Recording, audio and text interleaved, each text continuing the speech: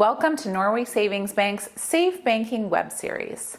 My name is Sarah, and today we'll be discussing something that affects people of all ages: personal banking scams. Did you know the Federal Trade Commission, FTC, reports losing more than $10 billion to scams in 2023? At Norway Savings Bank, our job is to listen, support, and advise you every step of the way, your way.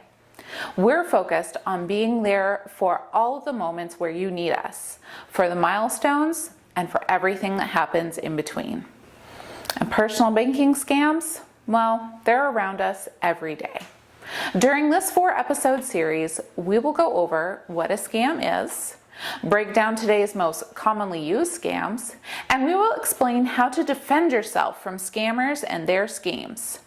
And finally, we will introduce tools and strategies you can use if you believe you've been scammed. Scam. I've mentioned that term, but what does it mean to you and your bank accounts? Scam is a trick that a con artist plays on an unsuspecting victim to extort their money. If the scam succeeds, the victim's money is gone, and so is the scammer as they move on to their next victim. I know some of you may be thinking, I would never fall for a scam. But scammers are masters of persuasion. They look to gain trust with plausible stories and aim to appeal to your emotions. Scammers often do not take no as an answer and will show no mercy when trying to steal your money. It is important to understand how scammers find you. Though an interaction from a stranger may seem very random at first, scammers have done their research on their victims. Some ways that a scammers gain knowledge of their targets include buying your contact information from data collectors or ad agencies, by researching and prowling your online and social media sites, infiltrating activities and groups to which you belong, and by going door to door to meet you face to face. Unfortunately, scammers often target senior citizens. Have you ever wondered why that is? Here are a few likely reasons. Seniors are frequently targeted in scams because they have a regular, consistent income or a lifetime of assets saved. These consistent monthly deposits and assets saved throughout their life indicate to scammers there is money to steal. Willingness to listen and be more trusting. Seniors also show a willingness to listen to stranger stories, often trusting what scammers are telling or asking of them. Seniors are more willing to listen to a stranger's story or scam because of a desire for conversation or connection. This willingness lowers defenses and lets the scammer in on personal information, making them a promising target. Scammers have also found that seniors are more likely to help those in need.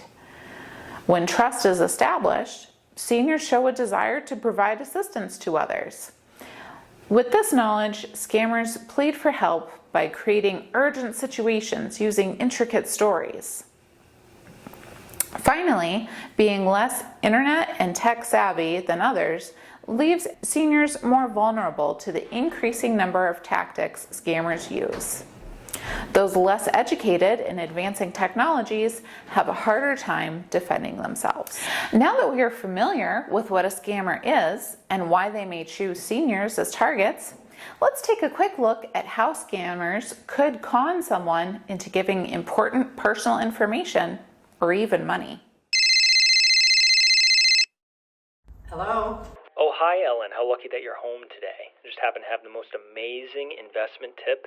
Your money is absolutely safe. The return is guaranteed. And I've had great success with other stocks that I've recommended. This isn't Ellen. Can you wait a moment? Gee, I'm sorry. That's my mistake. But look, since you've already heard what I have to offer, I feel it's my professional obligation to let you in on this deal as well. I'm really not supposed to, but I think it's only fair. And I'll bet you're the one who makes the financial decision in your house. By the way, my name is Susan, and I do make all the finances in my house. But I'm a little inquisitive about what you have to offer. Susan, that's my sister's name. And you're absolutely right to ask. That just shows you're a smart investor, and this investment is so new, the company hasn't finished the paperwork yet. That's why the offer is so hot. You're really getting in on the ground floor. This is a risk-free investment that could easily triple your money. Just think of what you can do with all the money that you'll make. Well, it sounds like a great investment, but I'm not sure that I am able to do something like that. But I bet it's very expensive. I'm glad you mentioned that. It shows how careful you are with your money. But here's the best part. All you need is $1,500, and I'll make sure the investment stays open for you. But you do have to act pretty quickly, since this offer will be closing shortly. Well, I really shouldn't do this. I should talk with my family first. Can I call you back? Out on a limb here. I shouldn't have told you about the deal, but I felt I should, since I called you by mistake instead of Ellen. So, we can't share this information with anyone else, or I could really get into trouble. In any case, just to make sure you don't miss out on this great deal, you would need to make the security payment right away. If I am interested, how can I get you the money on time? Susan, again, you're 2 steps ahead of me. I'll tell you what, I don't usually do this, but I'll accept your credit card.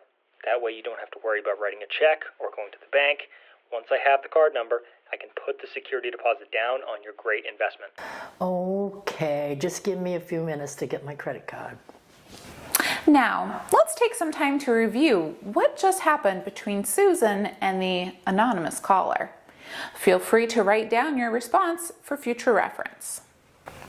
If you were in Susan's shoes, would you have acted differently? How did the scammer gain Susan's trust? Could you spot any telltale signs indicating this was a scam? Maybe you're feeling a bit lost. If you weren't able to pick up on all the cues just yet, don't worry.